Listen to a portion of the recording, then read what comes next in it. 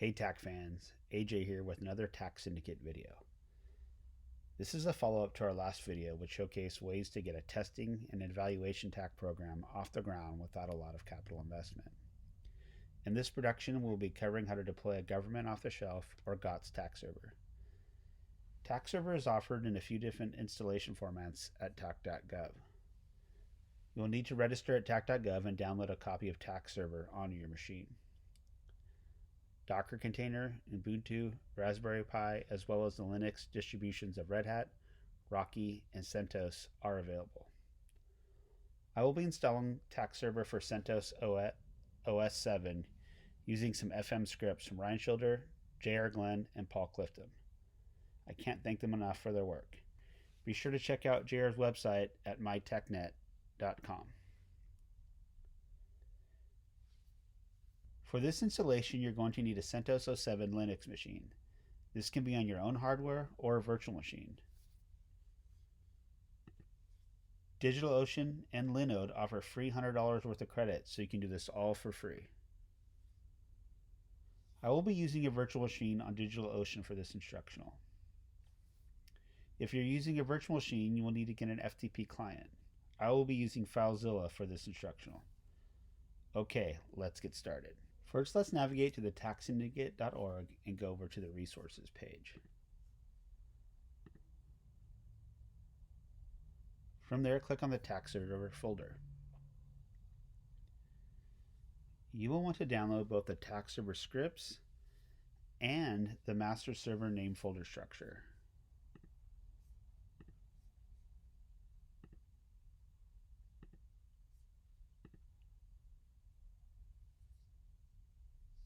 Google Drive will zip them up and put them on your downloads folder. Depending on your operating system, you may have to unzip them. I'm on a Mac and it automatically unzips the file. Now that you have these unzipped, you need to move them into a folder. I have a folder called TAC that I'll move them into.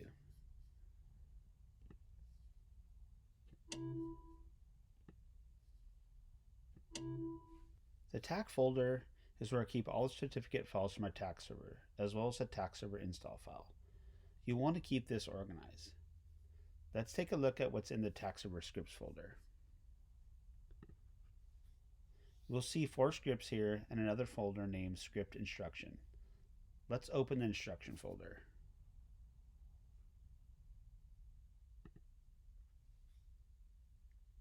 In here I have a text file for the steps I'll be taking in this video, as well as a PDF showing how users can onboard themselves onto a server using a public-facing domain name.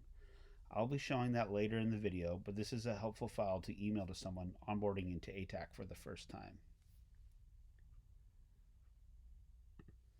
The master server name folder structure has the files we'll be needing when choosing to onboard clients using a data package.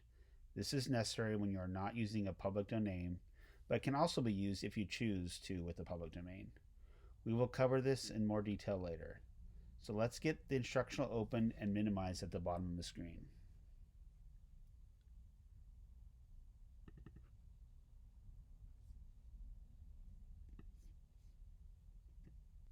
Now we're going to follow the instructions at the bottom of the screen. The first thing it asks you to do is download TAC server, the instructions, scripts, and data package master folder. Well, I already have TAC server downloaded on my machine, and we just downloaded the files off the Google Drive. One thing we want to check is making sure the script to install the TAC server matches the TAC server version. So this installation is using TAC server 4.9 and release 12. So if I go up to my folder here, you can see that in my install files I have TAC server 4.9 release 12. I want to open this script here, CentOS-7 TAC 4.9 install, and make sure that matches. So let's go to the TAC server scripts, and here is that file. And I'm going to use my text editor, and I'm going to scroll down, and I can see that right here where it says install TAC server, that release 12 and 4.9 matches up. Let's say you get release 4 for tax server 4.9 and you downloaded release 23. Well, it's as simple as going in here, editing this, and saving it. And when you launch the script, it will work. So you just got to make sure that's matched up. So let's close that. And the next thing we need to do is launch your local or virtual machine and create an admin username ATAC with the password ATAC, and create a home directory called ATAC. Now let's go to our DigitalOcean machine and start that up. So we can minimize this folder, and I'm going to open Chrome.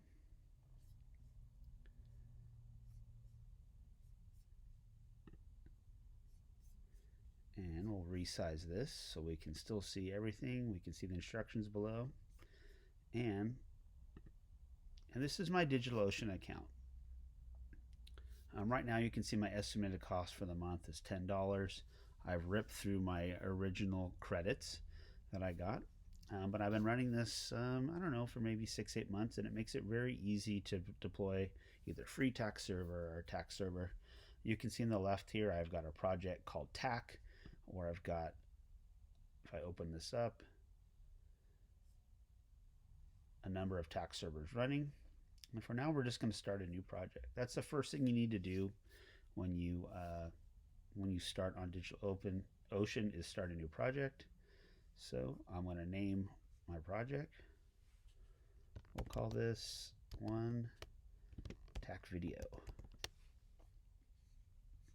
You don't have to enter a description, select a purpose. We'll just say we're just trying out DigitalOcean, and we'll create a project. And now I'm click on TAC video, and up here is where we hit create, and this is where we start making our virtual machine. They call them droplets, so we'll hit droplet. And now we're going to scroll down. I'm going to choose the New York data center. And I'm going to scroll down, and remember we're using CentOS, so we're going to click on that, and we're going to use 7. And the next thing, we can use a shared CPU, which is fine. Use the basic and a regular solid state drive. Remember, we're just testing this out, and for tax server they recommend 8 gigabytes. So we'll click on 8 gigabytes. This is and 2 CPUs is what they recommend, but 8 gigabytes of RAM is recommended. So this is the combination that works best for us. That's $48 a month. Remember, you're going to get free credits when you open up a new account to play with. Remember, this is just to get your feet wet, see and play around with tax server. And now we're going to scroll down, and you have the option to use an SSH key if you want to use terminal from your computer. I am not going to do that for this deployment, although I have it set up. You can see my iMac and my MacBook. We're not going to do that. We're just going to use the good old password way to click in or hook in from our FTP client, and I'm just going to do 2023.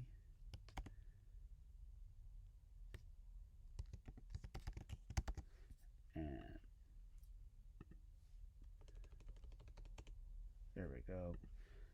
And we want to make sure we're meeting. We got one uppercase letter, 8 characters long. Let's have a number. And so you're going to want to remember this because you're going to have to type that in the FTP client. All right. So there we go. And then we can go down here and now rename the droplet. We can call this, we'll call it TAC-1. And now we've created our droplet. And now it's creating this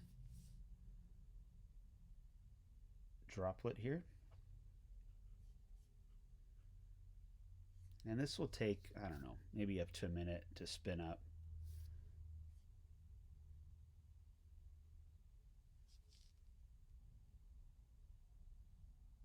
and you'll get a little notification that it's done.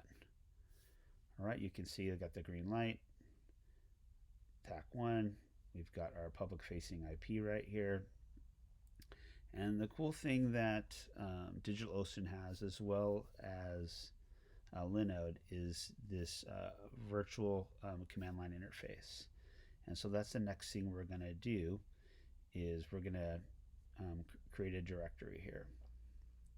So we're going to go in here and we're going to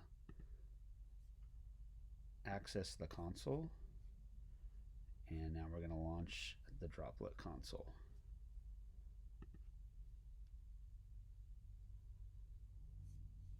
And so if you've ever opened terminal up before, this is much like, you know, having terminal on your laptop, but you are doing it virtually.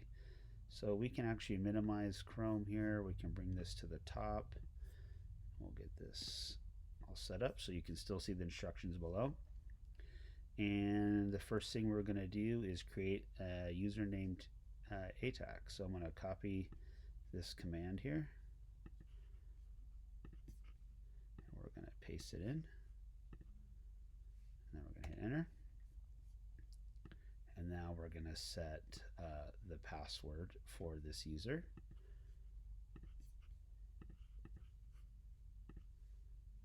And this can't be, this cannot be copy and paste in, so we're going to go ATAC, and you're going to get a warning that it's the password's part of the username. That's okay. You can do it one more time, and it will force it. All right. And now we're going to make the ATAC user a suitor user, meaning it can run these high-level commands.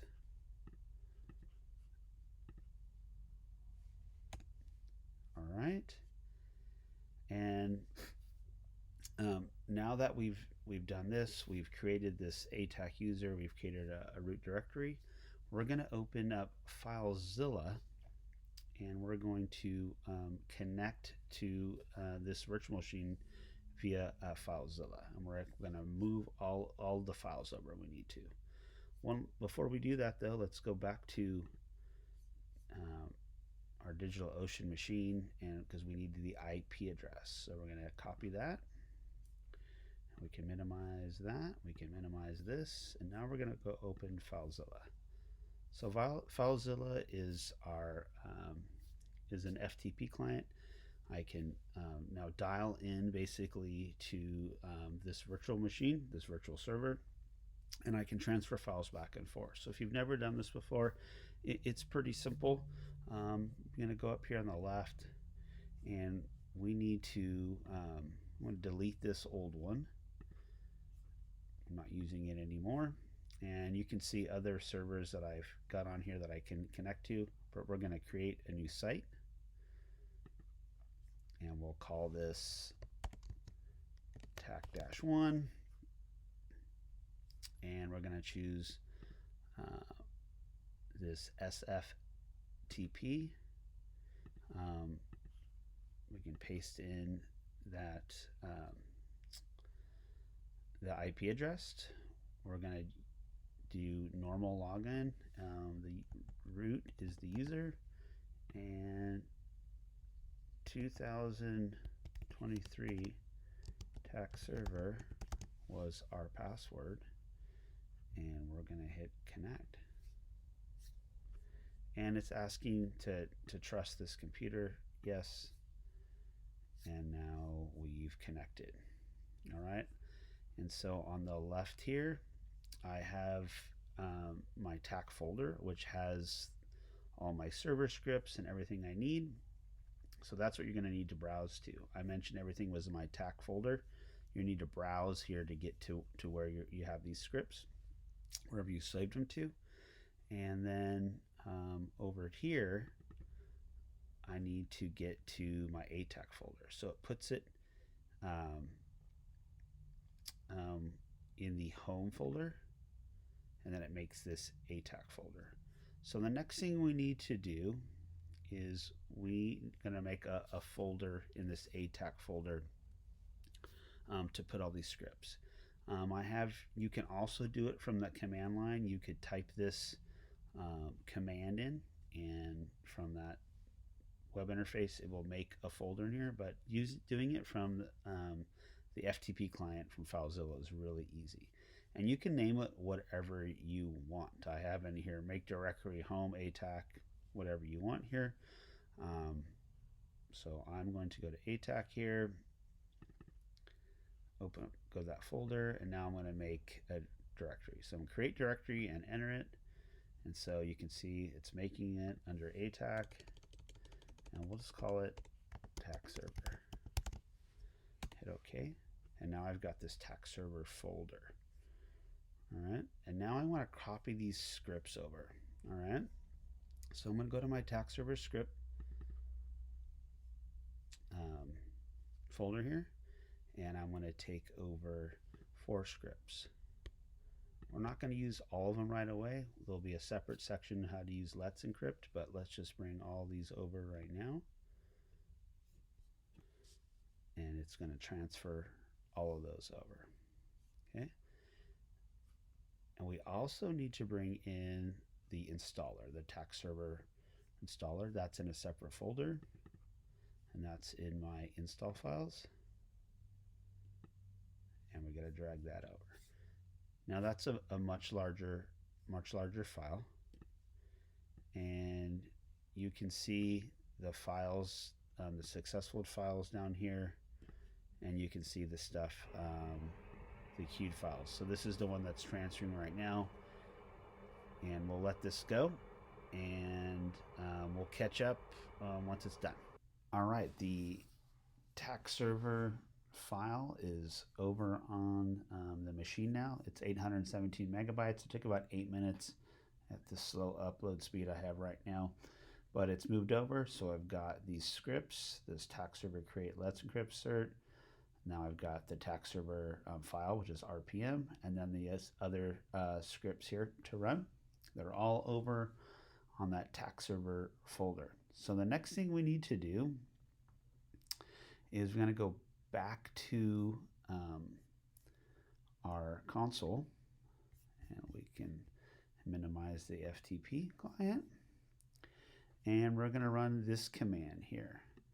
So I'm just going to copy part of it because I have we're trying to get the directory that we put those files in. We're trying to get there, and I called it TAC server, and now you can see that I'm in the TAC server folder, and now I need to copy this command, and then we're going to execute this script.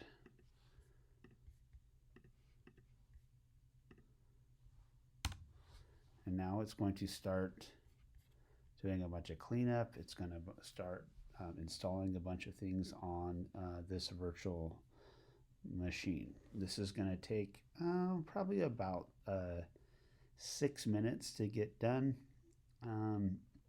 At one point, it's going to sit on task 120 of 120 and sit there for a couple minutes. Don't worry, nothing's broken. It's just doing things in the background.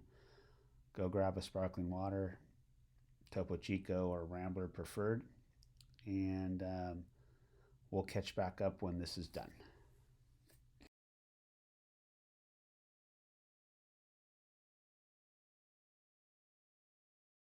All right, we're caught back up. Now we're at the first user prompt asking what version of Java to choose. We're using Java 11, only one option here. We're going to put the number 1 in and hit enter.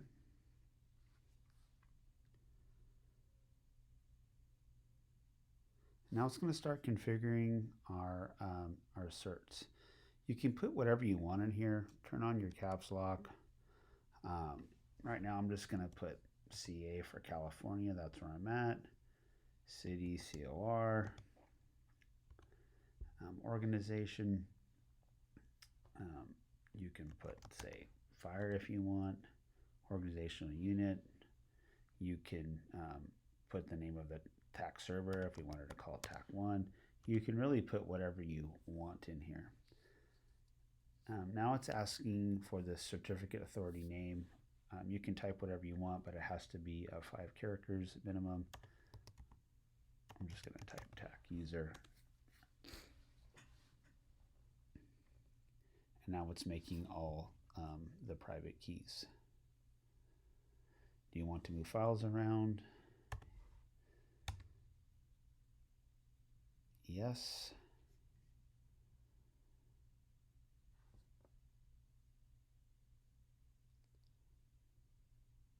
And now it's restarting the TAC server. It's going to stall for about 90 seconds and then start back up, and we'll catch back up then. In the meantime, let's go ahead and open up FileZilla, because that's going to be the next steps that we need to take.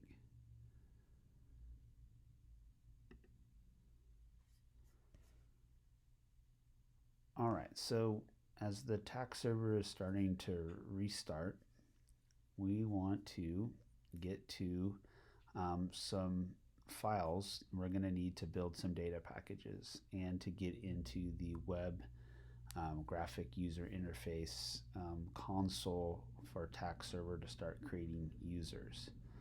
All right, so we want to get to those files. All right, so the first thing we're going to do is get to this file, and it's these files, and located in the root directory. It's going to be an opt tac certs file. So we're going to do that over here on the right for our virtual machine, and we're going to keep going up a file, keep going up, and we're going to go down and find the opt file, and we're going to go to tac, and we're going to go down to certs. All right, and I'm going to go to files folder. These are some files we need out of here, and we're going to put those, or I like to put them, I'm going to go up. This master server name folder structure, I usually will name this whatever my new TAC server is going to be named. So if it's going to be, say, TAC1, and I'll name it TAC1, and then I'll move it down into this TAC servers folder. So now I've got TAC1 there. All right, and in here it's got this folder for cert files, and this is where I put these. So we're gonna want to grab 2 files out of here. We're gonna want to grab the admin p12, and then we're gonna want to grab this intermediate or trust store intermediate CA p12 file. We're going to grab those 2 right there. Okay, and the next thing we're going to do is now we're going to go ahead and open up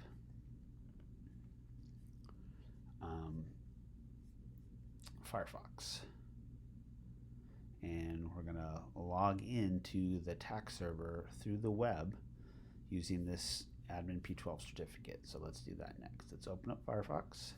All right, we got Firefox open. So now let's go to settings, manage more settings, and go up here and hit cert. And I'm going to look for the view certificates. So now this shows all the certificates that you have in Firefox. Firefox is the best browser. It's the easiest, in my opinion, to manage the TAC server graphic user interface, because it's really just much easier than Chrome, in my opinion, or Safari to manage your certificates. So you notice the certificate name here has them organized by whatever you put in the org. So when we went through the settings, or through the through setting up the TAC server, we put the state, city, org, and org unit. This is whatever you put in org is going to show up here. So make it easy to find the certificate later, because when we log into the TAC server for the first time, it's going to ask for that certificate. So what we want to do is go over here and hit import, and we're going back to that folder. So let's make sure we're in the right folder. We're going to go back to TAC servers. We'll go to TAC1, cert files, and we're going to add that admin P12 folder. We're going to hit OK. And it's asking for the password. So we're going to put ATAC, and hit sign in. And now it's added. It's under fire. Okay, we're going to hit OK. And now we're going to open our new browser tab, and we are going to type in https:// and then the address of our tax server, which is 157.245.80.157. I'm seeing that up here. It's our address to get into the server through FileZilla. If you ever are wondering, well, what's the address to my tax server, you can always go back to DigitalOcean, and there it is as well. All right, and now we're going to put colon and then 8443. That's the port to get into the tax server web GUI. So right now, don't worry about this warning, potential security risk. You can just hit advanced and then scroll down, accept the risk. This is where it's going to ask for the tax server, and you know this is the right tax server. We called it TAC1. The org was fire. I've got it all here, but you can add different, browse different certificates. Hit remember this decision, and the next time you log in, you don't have to worry about it. It's going to know. All right. And now it's going to make a connection to the tax server. And we're going to minimize FileZilla up here. We'll bring this up, and we'll still have the instructions kind of down below. All right, what you see here is the server start time, how long it's been up. So it's been up 13 minutes. How many clients are connected, the CPU usage. It's got 4 cores right now. And really nothing going on the tax server. Let's scroll back down to the instructional. All right, so we got into, we followed this, getting with Firefox, and now we're going to create a user on the tax server. We're going to go to the hamburger menu, upper right, click on administrative, and scroll down to manage users. So this is where you're going to add new users to your tax server. Right now you can hit bulk add if you want, one user. We're going to do one user at a time. You can see there's already an admin user, and we're not going to focus on user groups. We'll make a separate video on that. Right now we're going to hit one user, and we're going to call this user test1. And password requirements are right here. And turn on the eyeball so you can see. We'll call it tax server. Tac is the way. Type 1. And create new user. And that's it. We're not going to save this. And now you can see we have this test1 user. If I click on them, it shows they're in the anon group. So that's just a generic group. If I wanted to change something in here, I could update it. But right now, we've created our first user. And so let's go now to the next step in our instructional. We're now going to create a data package for connection for the TAC clients if you're connecting using just an IP address. We haven't configured this tax server to use a fully qualified domain name. You know, if you have a website that you'd like to use, like mytaxserver.net or something like that, you could do that. But right now, we're just going to set it up for making a connection using the IP address up here, 157.245.80.157. So at this point, we can minimize Firefox. Now we want to open up Finder window and get back to our TAC folder. And we'll go to TAC1 folder. And we want to play around in this auto enroll data package folder. You can see that it's got this place trust store intermediate CAP12 here. Well, that's the file down here. And we're going to copy this and paste it. And at that point, we can delete this text file. And now we're going to open this config pref file and we're going to edit it. I'm going to open with the text editor. And you can see right here where it says TAC server name goes here. So we're going to call this TAC1. And this is what it's just going to put in ATAC, what the TAC server is called. So you get to control that. And here is where the IP address will go. So we'll delete this. And just to make sure you've got the right IP address, you can go back to DigitalOcean, you can hit copy, you can come right back here, and then you can paste. And you want to make sure you've got this all correct. You want to make sure that all these the syntax is right, just like this, that you haven't copied over something. That'll drive you nuts. You know, you sometimes you may lose a couple of these characters, you know, as you've copied and pasted, and you can't figure out why your data package won't work. Well, that's usually the issue.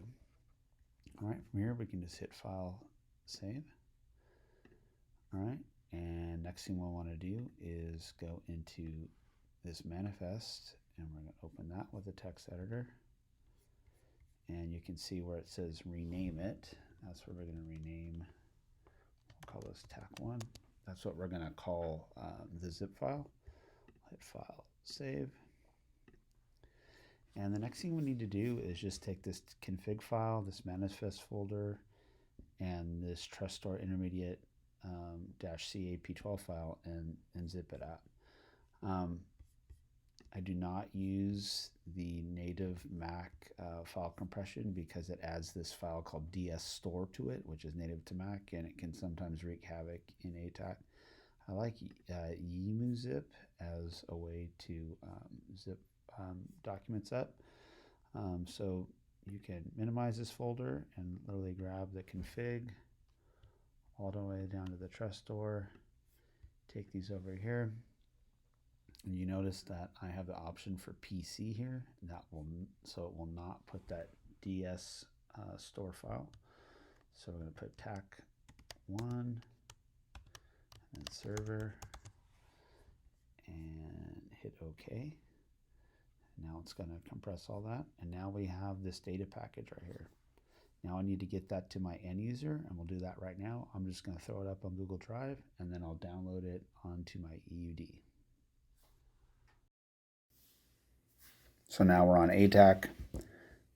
I went to Google Drive on my Android device here, downloaded that data package, and I'm going to import it. So on the hamburger menu, I'm going to go to Import, Local SD, Filter by Date, and there is that TAC1 server data package. Click OK. And now it's going to import that data package and then prompt me for my username and password. It already knows the IP address. It already has that trust store file with it, so it knows exactly what to do. And you can see there, I'm going to click on my username. And remember when we set it up, it was test1. And then my password is going to be TAC server. TAC is the way. And then I think we threw a hashtag 1 in there. And then just hit OK.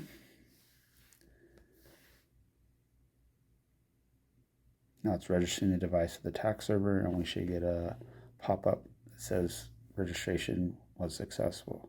And now you can see lower right that I've got the green icon that I'm connected to the TAC server. Can always go over to, go back to my settings, and then we can go to network preferences, TAC servers. Now you can see that we're connected to that TAC server. So this is a real easy way to get folks onboarded using a data package. You can share that out to anybody, that same data package. They have to know what their username and password is to make that connection. All right, we successfully connected an ATAC client to the TAC server using that data package, and we used the IP address and the trust store certificate. Now let's say you want to connect using your domain name, like I have tactical.net here. No, I didn't spell tactical wrong. It's a play on Team Awareness Kit. And so a benefit with that using Let's Encrypt is you can have an ATAC client not need that data package. They can just type in the domain name and then enroll for certificate, and that will certify it and allow it to enroll on the TAC server. So we'll do that now. The first thing we want to do is set up an A record on the DNS. So we need to go back to our server and copy the address. And now we're going to go over here and we're going to put in a new record. And it's called an A record. And we're going to call this TAC-1. And we're going to paste this in here. And we're going to hit save. All right, and now we're going to go launch our console. Get back to our console. And we can minimize this. And we want to run some scripts for the Let's Encrypt. So we need to get to our directory of where our scripts are, which is home ATAC and then TAC server. Now we're in the TAC server folder. Now we're going to run these commands.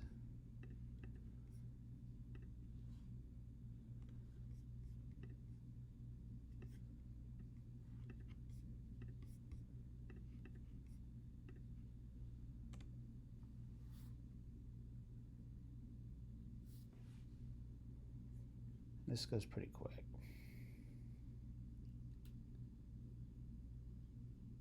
All right, the first thing it's going to ask for is an email address.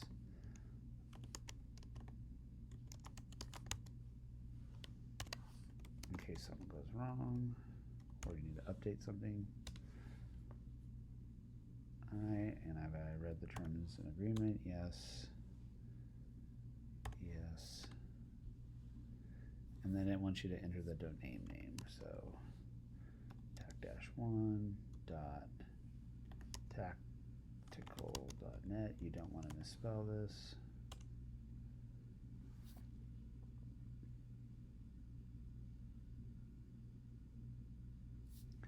I'm going to put that in again. Tac-1 tactical.net.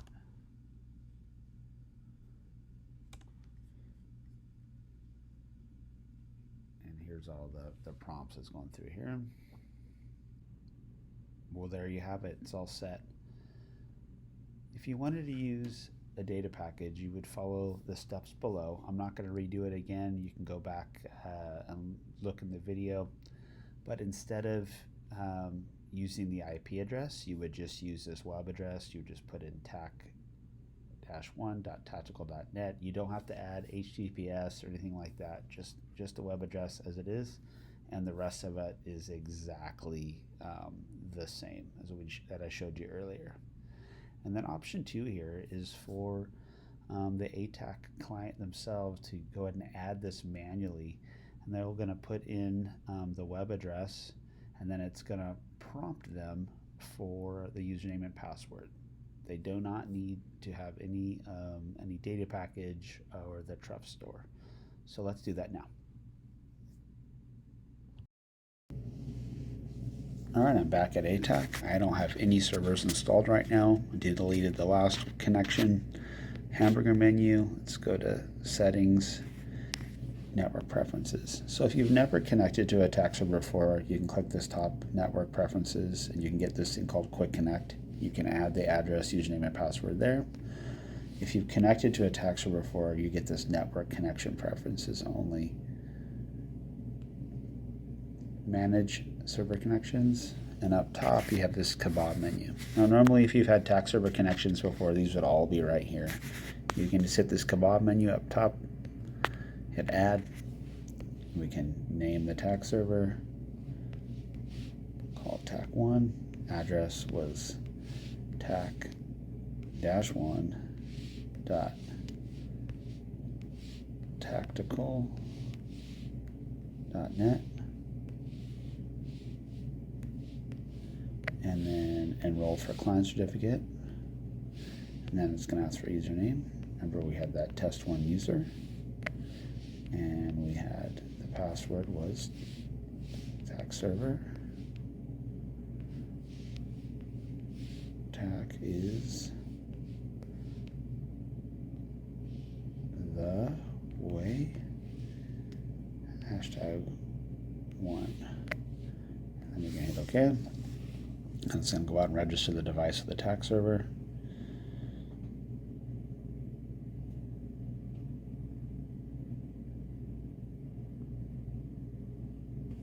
And we have successful registration. So again, this is just another way to connect clients to the attack server. Again, you could use the data package with this domain as well as connecting like we just did. I hope this was helpful.